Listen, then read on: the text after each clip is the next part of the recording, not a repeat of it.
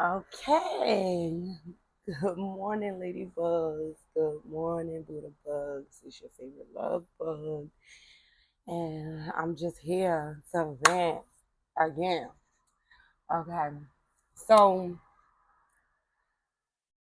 this title I actually don't know what to name it. I'm just gonna freely talk, okay? And I have to tell you about this part before I move on to the next part, the next stage, okay? So I um before all of the hassle about my mother and the heartbreak and stuff like that. Um, when my grandmother and her husband had bought their house up on Milton, I'll never forget when we had got the invite to come and check the house out and stuff like that or whatever. So I could see the house. So my mom, I remember she bringing me up there, and I was like, oh, the house was so beautiful and stuff like that. I remember that. Then like time after that, my mom, I remember my uncle and my aunt, we was living in the projects. Okay, we had an apartment in Gilmore, me and my mother and my little brother.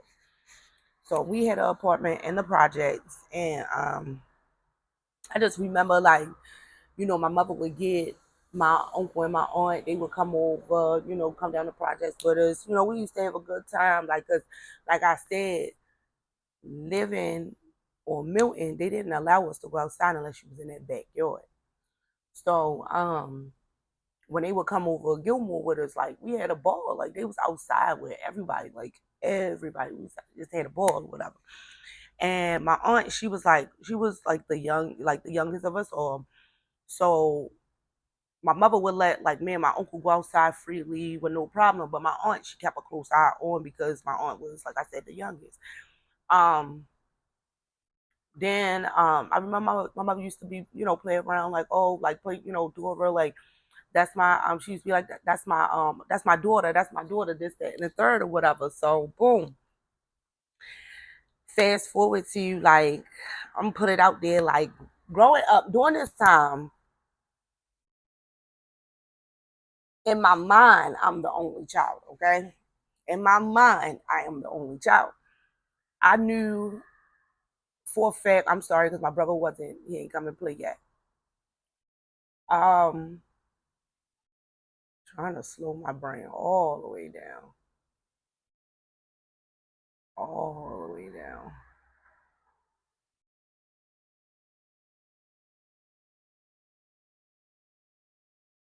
I'm not sure if my brother was living at that time. Was he born at that time yet? Yes, he was. He was. He was. Because my brother was born before we moved into Gilmore. So yes, he was. But he must have been with his dad's side of the family and stuff like that. But we had went to my mom's house. We used to have fun. This, that, and third. My mother used to be like my aunt. Like, oh, that was her second daughter, is what my mother used to say or whatever, right? So during this time, even though you gotta think about it, I was the only child for 9 years by myself, 19 years by myself. So I was the only child. From what I knew, I was the only child, spoiled rotten like crazy, only grandchild, only great grandchild. Like I was rotten, okay, rotten, okay. Yeah, I heard no's, but eventually, give it time. If it wasn't that day, the next day I was getting what I asked for the day before, whatever. However. So I was just so spoiled. I was spoiled. Um, and I remember when I used to come over to my grandma's house, my dad's house, and come and spend the night and stuff like that. Now, anybody know me, I was 40 down there. Okay. Anybody that also know me, a child at that time, as a child, I spoke my mind. My mother allowed me to do that. That was okay. Just speak your mind. How you felt.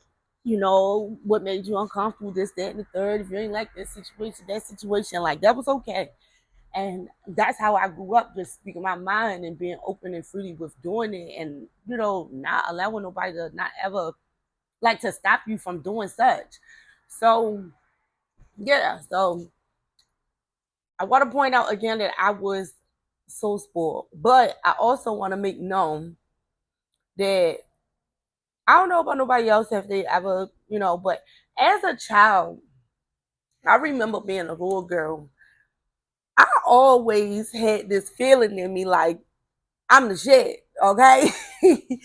Like I always had this feeling like I'm the shit, I'm the boss, like I'm her, I'm this, that. I always felt like that. I would never forget that as a child. I always felt like that. And I had to be like 8, 9, 10. Like I always felt like that. But I remember being so young on Milton, always feel I remember that in me. I remember that feeling, right?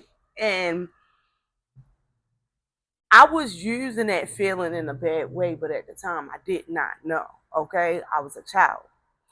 So what I mean by using it in a bad way, like, cause like I said, I was the only child, got what I wanted, how I wanted. Parties was parties for me as a child. Like it was out the tail. You hear me? So like, um, my aunt and my uncle, like I was able to control them as a young child. Like my uncle here, a year older than me. My aunt, she like 3, 4 years under me. But I remember being a child, being able to control them. Like I'm sitting on a chair, legs curved to the side. Oh, can you get me that bottle of water? Or can you pass me the ketchup? No, my aunt, she no, you get up and get it. And I'm, oh, that's fine, that's cool. Or if I said to do something this, that, and third, you weren't trying to do it, I'm, oh, okay, that's fine. Um, don't worry about it. You ain't coming to my birthday party. You know my birthday coming up, my party coming up, and you know it's gonna be lit. This, that, and third. Like that's how I was. Did I know I was wrong? No, I was a child. I was a child. I did not know how wrong it was. Okay, boom. Me being myself and being the way that I was as a child, nobody never correct me that I was wrong for speaking like that, or nobody never told me that. And I always like felt like I was the boss. Like when I mean we playing a game, this, that, and the third, and somebody be like, "Oh, I'm going first," or this, that, and the third, and be like, "Oh no, I'm going first." Like, what you mean you going first?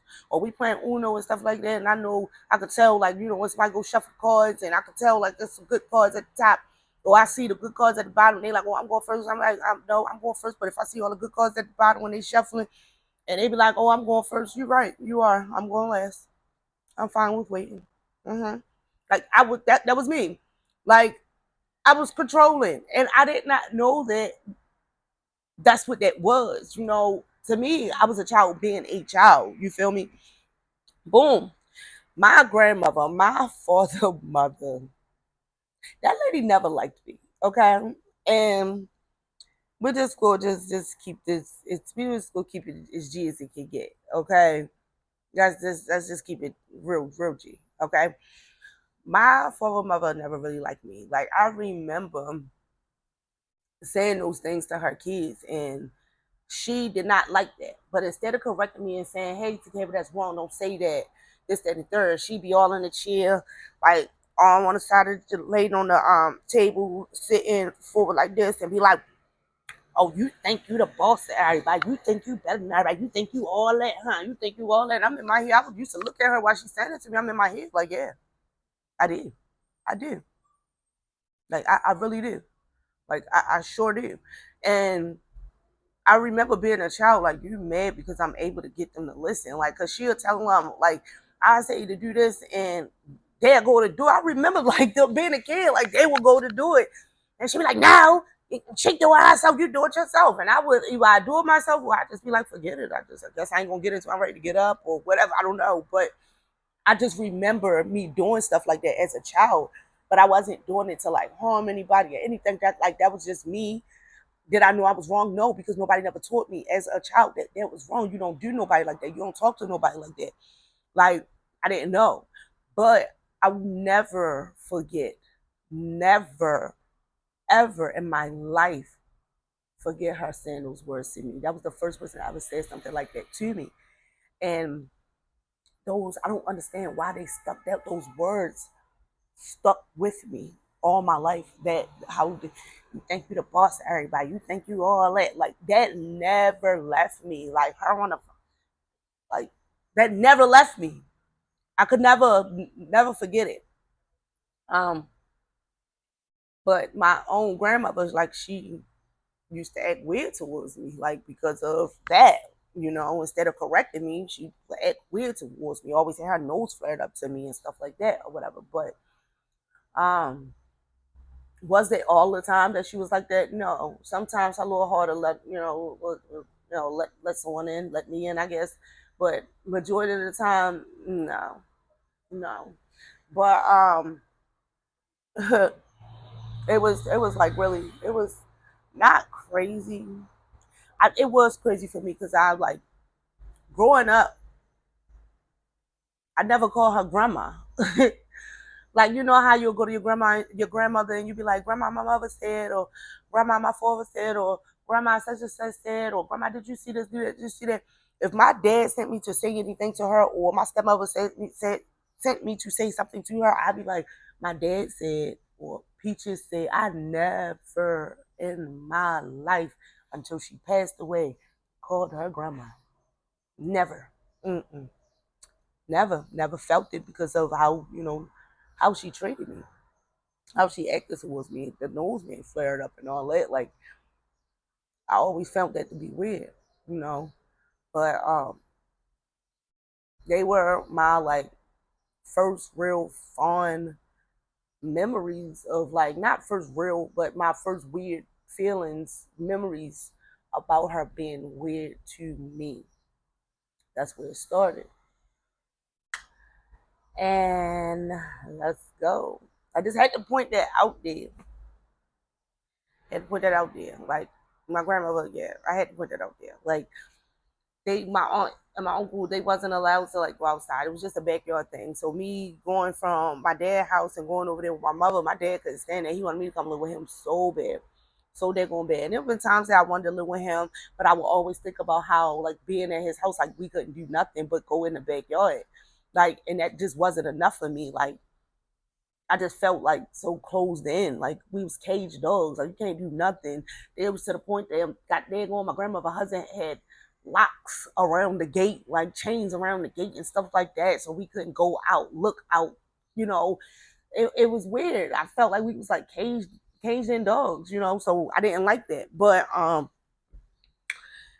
being with my mom, I was able to go outside, and like I said in previous videos, like, my mother had a lot of friends, but all her friends had kids, but they were boys. I was the only girl.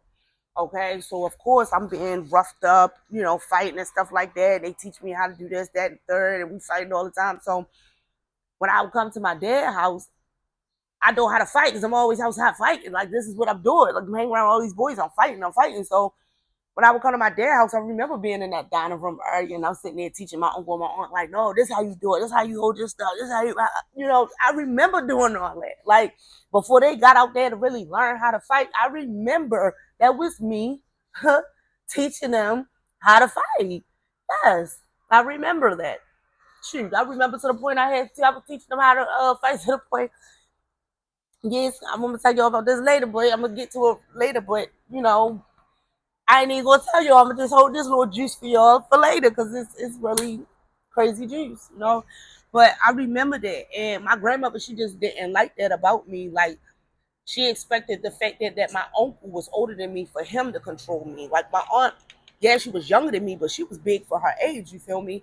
And she expected that, like, my aunt, she was bossy, but she expected that what my aunt said go. That didn't rock with me. Like, that didn't work with me, and she didn't like that how I was able to say something and it went. Like, she ain't like that, you know. And my grandmother, she's controlling, she's bossy. So to have a daughter and you not doing what she doing, or somebody doing something, they got you doing something, saying something, she ain't like that at all. I remember times she on the phone with my aunt Becky and be like, "Hey, well, I don't know who she thinks she is, da da da da da," and all this other stuff. Like, I remember that, like, she didn't like me, and that's fine. Um, So I don't know what I'm gonna name this. I think it's probably gonna just be about when my grandmother started acting towards me. God rest her soul. But I had to get that out there before I get to the next, because let's just get into it. Let's go. Before I gotta take these kids to school. Well, that girl to school. Let's hurry up and get this going. Love you, ladybugs. Love you, Buddha bugs. It's your favorite love bug.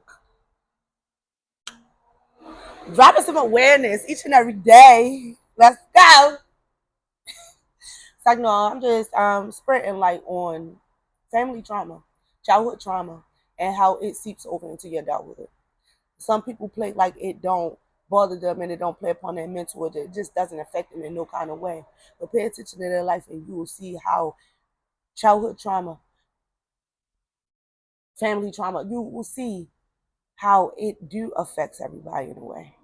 It do. It's everybody got their own habit to run to.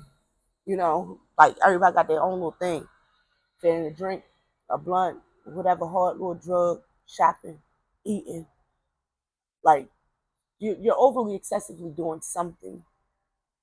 And you may not look at it as it's coming from a trauma, or a childhood thing, but I mean, when you get to investigate and then you look, take the time and I mean time because it's years. It's been years for me, and I was studying all this. Okay, yeah, I'm just bringing awareness to this. So here's your favorite love bug. Just here biting the forbidden fruit. Cause who won't check me? Love you.